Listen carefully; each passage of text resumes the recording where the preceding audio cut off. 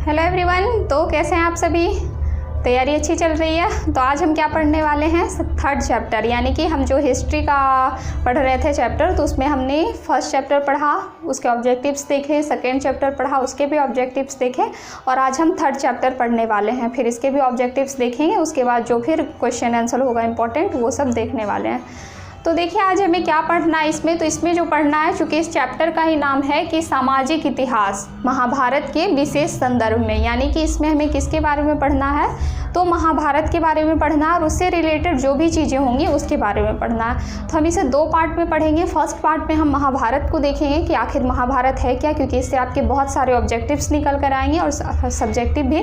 उसके बाद हम महाभारत युद्ध का रीजन देखेंगे, आखिर क्यों हुआ महाभारत युद्ध कर, और इसकी कहानी जो होगी बहुत ही रोचक कहानी होगी महाभारत की, तो वो पढ़ने वाले हैं। और उसके बाद सेकेंड पार्ट में हम पढ़ेंगे कि इसमें प्रचलित प्रमुख विवाह के बारे में, कितने प्रकार के होते हैं, और फिर आगे गुरु द्रोणाचार्य के बारे में एक दो पार्ट हम पढ़ने वाले हैं। तो लगभग दो पार्ट में मैं इसे पूरी तरह से कंप्लीट कर दूंगी।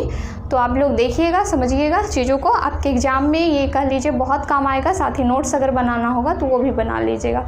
तो सबसे पहले अगर हम महाभारत की बात करें कि आखिर ये महाभारत है क्या, महाभारत जो है ये है क्या, तो महाभारत एक ग्रंथ है कहा जाए तो। महाभारत एक पवित्र ग्रंथ कह लीजिए, सबसे लंबा महाकाव्य कह लीजिए। तो महाभारत क्या है? एक महाकाव्य है, महाग्रंथ है। कहा जाता है कि ये आर्य संस्कृति, आर्य की जो संस्कृति थी हमारा वैदिक सभ्यता में, तो आर्य संस्कृति तथा भारतीय सनातन धर्म, भारत में जो एक समय सनातन धर्म हुआ करता था उसका महान ग्रंथ है। आर्य की संस्कृति तथा भारतीय सनातन धर्म का एक महान ग्रंथ है ये महाभारत। और ये विश्व का सबसे लंबा महाकाव्य है। सिर्फ भारत का ही नहीं बल्कि विश्व का सबसे लंबा महाकाव्य है, क्योंकि इसमें श्लोकों की संख्या बहुत अधिक है। हम इसे देखने वाले हैं। श्लोक की संख्या इसमें बहुत अधिक है और उसमें बहुत सारे उपदेश है। कहा जाए तो महाभारत क्या है? तो जीवन जीने का एक नियम कह लीजिए। महाभारत के माध्यम से हम ये चीज़ें सीख सकते हैं कि हमें क्या सही करना चाहिए, हमें क्या ऐसी चीज़ें हैं जो कि गलत है हमें नहीं करना चाहिए, हमें क्या सही करना चाहिए। कहा जाता है ना कि इतिहास ऐसा होता है जिससे पढ़ के हम ये सीखते हैं कि जो गलतियाँ इतिहास में की जा चुकी है उसे हम नहीं दोहराएं। यही वजह है कि हमें इतिहास पढ़ने को कहा जाता है, ताकि अतीत की गलतियों को हम वर्तमान में या भविष्य में नहीं दोहराएं। तो यही बात यही इसमें भी है कि महाभारत जो है एक शिक्षाप्रद भाग है। अब देखिए इसमें अगर बात की जाए तो 18 पर्व हैं, 18 पर्व हैं और 1948 अध्याय हैं। 1948 अध्याय का मतलब आपके बुक में 10 चैप्टर रहता है, तो आपको लगता है वाह इतना मोटा है कैसे पढ़ेंगे, बहुत ज़्यादा बड़ा है। तो इसी से आप अनुमान लगा सकते हैं कि 1948 अध्याय होने का मतलब कि बहुत बड़ा ये बुक है, कह लीजिए बहुत मोटी बुक है, बहुत ज़्यादा इसमें श्लोक हैं और इसीलिए सबसे लंबा महाकाव्य इसे कहा गया। अब देखिए इसमें पर्व की क्या बात है। तो इसमें 18 पर्व हैं। ये सब ऑब्जेक्टिव के क्वेश्चन आपके आएंगे, तो इसे आप याद में रखेंगे। तो 18 पर्व हैं। जैसा कि आप देखते हैं कि भारत में 2 महाकाव्य हुए हैं, 2 महाकाव्य हिंदू धर्म में जो पवित्र महाकाव्य कह सकते हैं। एक तो रामायण हुआ है, एक महाभारत हुआ है। तो रामायण में हम क्या पढ़ते हैं? कांड पढ़ते हैं, यानी कि उसमें जो वर्णन किया गया है वो कांड के रूप में किया गया, जैसे आदि कांड, सुंदर कांड, बसंत के महीने को जो दिखाया गया था तो सुंदर कांड, आदि कांड और ये सब कांड। लेकिन इसमें क्या पढ़ते हैं हम? तो महाभारत में पर्व पढ़ते हैं। पर्व यानी पार्ट बाय पार्ट में जो बटा है ये पर्व में बटा है, जबकि रामायण कांड में बटा था। तो इसमें 18 पर्व है। अब देखिए इसके नाम को लेके बड़ा कन्फ्यूजन होता है कि आखिर महाभारत का जो नाम अलग अलग क्यों है, जय संहिता, कहीं भारत, कहीं सतसहस्त्र संहिता, तो ऐसा नाम आखिर महाभारत का है क्यों? तो इसका देखिए एक रीजन है। जब महाभारत में 8800 श्लोक थे, जब महाभारत की रचना हुई और इसमें 8800 श्लोक हुए, तो इसका नाम क्या रखा गया? तो इसका नाम हो गया जय संहिता। जब 8800 श्लोक थे तो जय संहिता। फिर जब 24,000 श्लोक हुए, जब इसमें 24,000 श्लोक हुए तो इसका नाम क्या रखा गया? तो इसका नाम रखा गया भारत। 24,000 श्लोक में भारत। और जब इसकी संख्या 1 लाख पहुंच गई, श्लोकों की संख्या, इसमें चूंकि आप ये संस्कृत में लिखा हुआ था तो इसमें जो भी पार्ट श्लोक बाय श्लोक थे, जैसे यदा कदा धर्मस्य आप पढ़ेंगे सब में, तो जो भी थे श्लोक कह लीजिए इसमें, तो ये जो निकल कर आए तो इसी 1 लाख, ये 1 लाख श्लोक जब हो गए तो इसीलिए इसका नाम रखा गया सतसहस्त्र संहिता। सतसहस्त्र संहिता 1 लाख जब इसमें श्लोक हो गए। फिर देखिए अगर इसकी बात करें तो मैं रचना के बारे में आपको बता दी हूँ कि कृष्ण द्वैपायन वेद व्यास के द्वारा की गई, और ये कितने नंबर के थे, तो 28वें वेद व्यास थे। देखिए जो वेद व्यास है ना, ये कोई कह लीजिए नाम नहीं, एक तरह की पदवी दी हुई है। पदवी का मतलब किसी को पद देना। जैसे अब आप राष्ट्रपति की बात करें तो इतने नंबर के राष्ट्रपति हैं, प्रधानमंत्री इतने नंबर के हैं, तो वही ये वेद व्यास जो है ये एक तरह की पदवी है जो 28वीं पदवी थी। किसे मिली है, तो कृष्ण द्वैपायन को, यानी कृष्ण द्वैपायन वेद व्यास के द्वारा लिखी गई है ये महाभारत ग्रंथ। फिर देखिए कितने चरण में लिखा गया है, तो ये लिखा गया है 3 चरण में। ये कितने चरण में लिखा गया है, 3 चरण में लिखा गया है। फर्स्ट चरण 8800 श्लोक, सेकेंड चरण 24,000 श्लोक और थर्ड चरण 1,00,000 श्लोक। फिर अगर बात करें कि इसका जो प्रथम अंग्रेजी अनुवाद किसने किया, चूँकि आपको पता है कि संस्कृत में लिखा था तो अंग्रेजों के द्वारा इनका अंग्रेजी अनुवाद प्रथम किसके द्वारा किया गया, या फिर हिंदुओं के द्वारा भी, तो ये किया गया मोहन गांगुली के द्वारा। मोहन गांगुली के द्वारा इसका सबसे पहले अंग्रेजी में अनुवाद किया गया। और उसके बाद इसके स्थलों की खुदाई, देखिए चूँकि कुछ इतिहासकारों को ऐसा लगता है कि ये बातें सच है नहीं है कैसे, तो जिस जिस स्थल का वर्णन किया गया था महाभारत ग्रंथ में, जिस जिस स्थल, जैसे कुरुक्षेत्र ले लीजिए, हरियाणा ले लीजिए, लाक्षागृह जो था वनवास का जो भाग था, तो ये सब जिन जिन स्थलों की इसमें बात की गई है तो उस स्थलों की खुदाई की गई। तो सबसे पहले जो स्थलों की खुदाई करने का काम किया ये किसने किया, तो प्रोफेसर बीबी लाल के द्वारा स्थलों की खुदाई की गई। अब देखिए इसमें जो थे महाभारत के टाइम में राशियाँ प्रचलित थी। जैसे अभी राशियों की बात अगर करते हैं तो 12 राशि मानी जाती है, तो राशियाँ प्रचलित थी और उसमें ज्योतिष के लिए नक्षत्र का उपयोग होता था। तो इसमें कुल कितने नक्षत्र थे, तो 27 नक्षत्र थे। टोटल कितने नक्षत्र थे, 27 नक्षत्र थे उस समय ज्योतिष के टाइम में। और उसके बाद अगर बात करें तो महाभारत युद्ध की, तो पहले ये जानेंगे कि आखिर महाभारत हुआ कैसे। तो देखिए महाभारत में एक चीज़ें और है फेमस, श्रीमद् भागवत गीता। श्रीमद् भागवत गीता के बारे में आप जानते होंगे, हिंदू का सबसे पवित्र ग्रंथ जो ये गीता है उसके बारे में। तो वो कहाँ से निकला है, तो वो भी महाभारत से ही निकल कर आया है। क्योंकि आपको पता है कि महाभारत जो है एक प्रकार से ज्ञान का केंद्र है। आप कह लीजिए कि ये ज्ञान देने का, जीवन जीने का नियम बताता है। तो जो हमारा श्रीमद् भागवत गीता है ये क्या था, तो जब महाभारत का युद्ध चल रहा था तब श्री कृष्ण द्वारा, चूँकि आपको पता है कि अर्जुन जो थे महाभारत के युद्ध समय में अर्जुन के सारथी बने हुए थे श्री कृष्ण, और श्री कृष्ण ने जो अर्जुन को उपदेश दिया उसे ही भागवत गीता कहा गया। उसे क्या कहा गया, भागवत गीता कहा गया। तो ये एक तरह से जीवन जीने का नियम है और भागवत गीता में विभिन्न ज्ञानों का वर्णन किया गया। अब अगर बात करें कि आखिर ये महाभारत युद्ध की कहानी क्या है, क्योंकि इसमें आपको कहानी पढ़ना है, इससे आपको ऑब्जेक्टिव भी आएंगे और लिखना भी पड़ेगा। तो महाभारत युद्ध की अगर बात करें, कहानी की बात करें, तो आप ध्यान से अभी से समझिएगा, सुनिएगा, इंटरेस्टिंग पार्ट ही है क्योंकि स्टोरी है। तो देखिए एक टाइम में यानी कि महाभारत काल में अगर बात करें, ये महाभारत युद्ध जो हुआ था 1400 BC से लेकर 1000 BC के बीच युद्ध हुआ ऐसा माना जाता है। तो जो हमारा महाभारत काल था उस समय एक राज्य हुआ करता था, या वंश आप किस कह लीजिए, कुरुवंश। कुरुवंश था और इसकी राजधानी क्या थी, तो कुरुवंश की राजधानी थी हस्तिनापुर। कुरुवंश की राजधानी हस्तिनापुर थी महाभारत काल में। और हस्तिनापुर में एक राजा हुआ करते थे जिसका नाम क्या था, तो राजा का नाम था शांतनु, महाराज शांतनु। शांतनु महाराज, मैं लिख देती हूँ। तो कुरु वंश की राजधानी थी हस्तिनापुर, और हस्तिनापुर के जो महाराज थे वो थे महाराजा शांतनु। महाराजा शांतनु के एक पुत्र थे जिनका नाम था देवव्रत। महाराजा शांतनु के पुत्र देवव्रत थे, ये इनके पुत्र थे। तो पहले के समय में आपको पता है कि जो राजा महाराजा होते थे वो नगर भ्रमण को निकलते थे, नगर घूमने के लिए, लोगों की स्थिति जानने के लिए।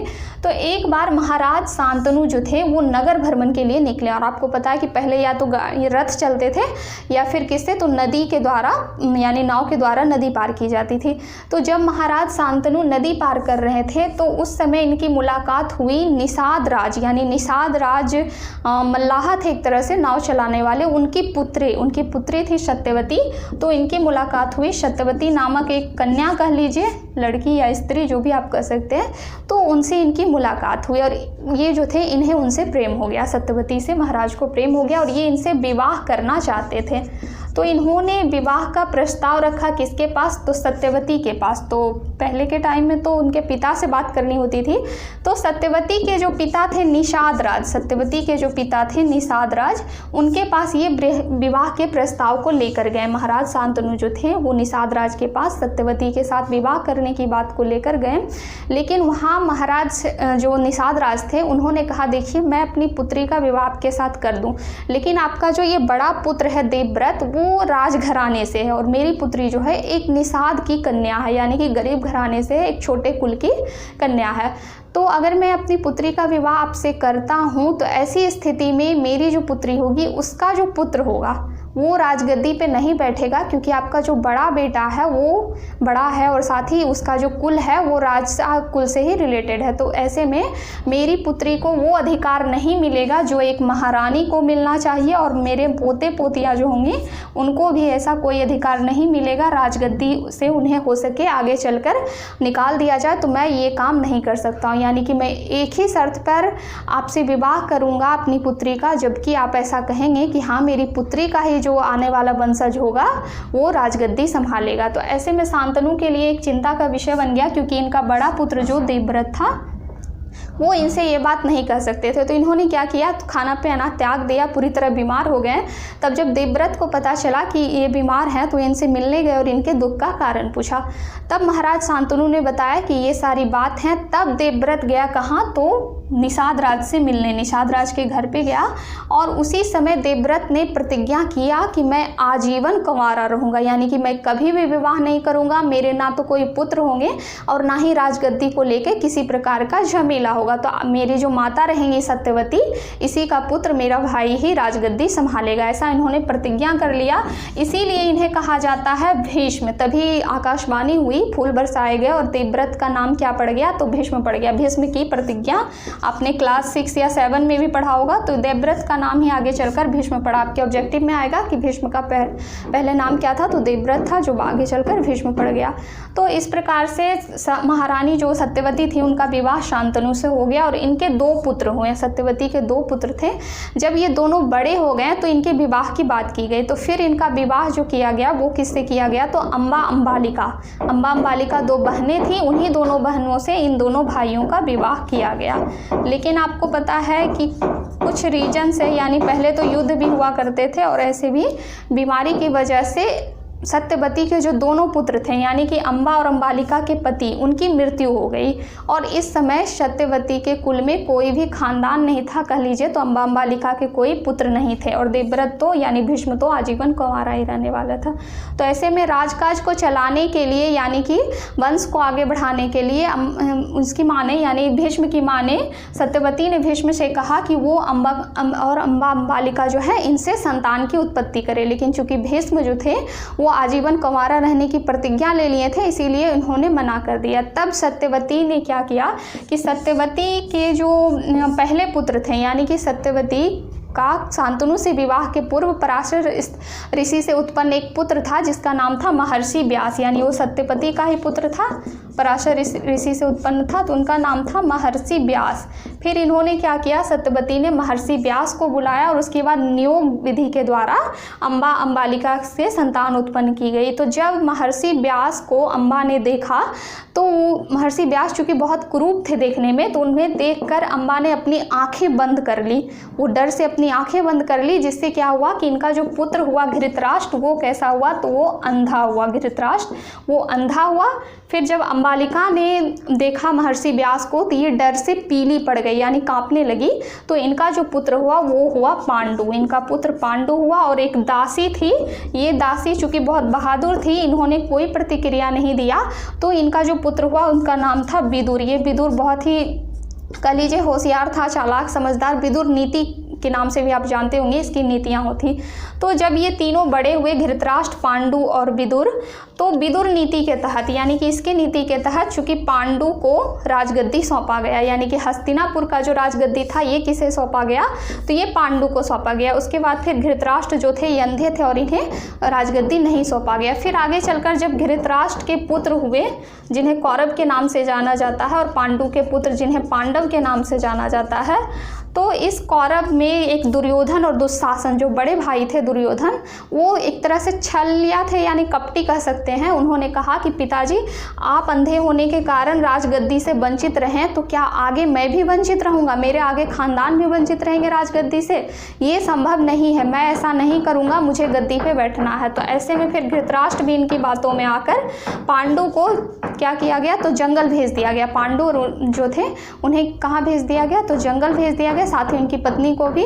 और वहाँ उसे मारने की योजना बनाई किसने, तो दुर्योधन ने मारने की योजना बनाई पांडु को। जहाँ की लाक्षागृह में ये ठहरे थे तो वहाँ आग लगा दिया गया, लेकिन विदुर ने इन्हें बचा लिया। इस तरह से जंगल में ही जीवन व्यतीत करते हुए इनके 5 पुत्र हुए, जिन्हें कि आप पांडव के नाम से जानते हैं। भीष्म थे, जिसमें नकुल, सहदेव, अर्जुन, युधिष्ठिर, ये 5 पुत्र हुए। उसके बाद फिर जब ये वापस लौट कर आए, तो वापस लौट के आने पर जंगल से जब वो पांडु वापस लौट कर आए अपने पुत्रों के साथ भी, तो उन्हें क्या कहा गया कि ये जो धृतराष्ट्र थे, इन्होंने 2 पार्ट में अपनी राजधानी को बांट दिया, यानी हस्तिनापुर को 2 भागों में बांट दिया गया। आधा भाग कौरव को दे दिया गया, आधा भाग पांडव को दे दिया गया। तो पांडव ने अपनी राजधानी कहाँ बनाई, तो इंद्रप्रस्थ बनाई। ये इंद्रप्रस्थ दिल्ली में है, आपको पता होगा। तो पांडव ने अपनी राजधानी इंद्रप्रस्थ को बनाई। और एक बार जब राजसूय यज्ञ किया गया, चूंकि ये दोनों तो चचेरे भाई थे, दुर्योधन और पांडव, कौरव पांडव, तो ये राजसूय यज्ञ जब पांडव के द्वारा किया गया तो वो बुलाए गए अतिथि के रूप में, दुर्योधन को बुलाया गया।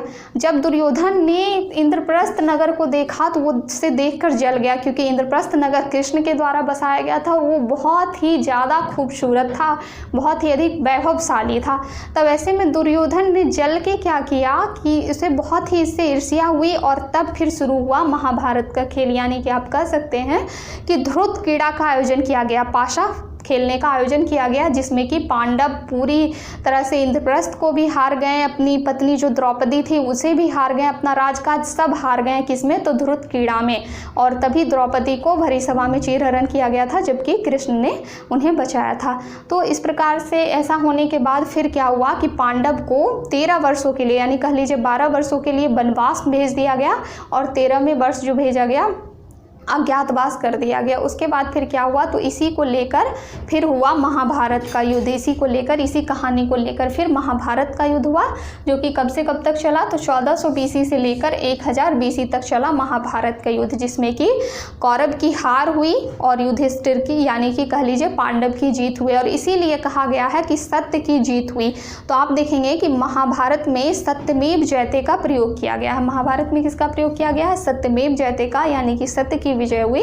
और ये कहाँ से लिया गया है, तो ये मुंडकोपनिषद से लिया गया है। सत्यमेव जयते, सत्य की जीत होती है। और इस तरह से महाभारत का जो था ये युद्ध चला, पूरा 18 दिन तक चला था महाभारत का युद्ध। कहाँ, कुरुक्षेत्र में, हरियाणा में जो है कुरुक्षेत्र में, तो वहाँ चला था ये युद्ध। तो इस प्रकार से यही कहानी थी महाभारत की। अगर आपके पास बुक होगा तो आप एक बार फिर से पढ़ सकते हैं। वैसे तो महाभारत सीरियल भी देखे होंगे तो आपको सारी चीज़ें समझ में आ गई होगी, बाकी मैंने भी आपको रिवाइज करवा ही दिया। तो आज हमने यहाँ तक पढ़ा महाभारत युद्ध के बारे में, महाभारत पढ़ा, आखिर रीजन क्या था ये पढ़ा।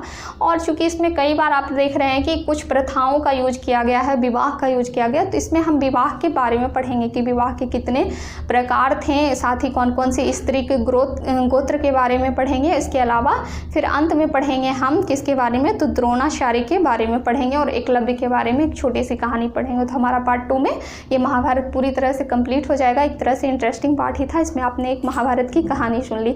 तो चलिए आज के लिए तो इतना ही। अगर अच्छा लगा हो तो कमेंट करके ज़रूर बताइएगा, साथ ही अपने दोस्तों को भी शेयर कीजिएगा, मेरे चैनल को सब्सक्राइब कर दीजिएगा और बेल आइकन को भी प्रेस कर दीजिएगा, क्योंकि मेरी जो भी वीडियो होगी आपके पास इसकी नोटिफिकेशन जाती रहेगी। तो चलिए, जय हिंद, धन्यवाद।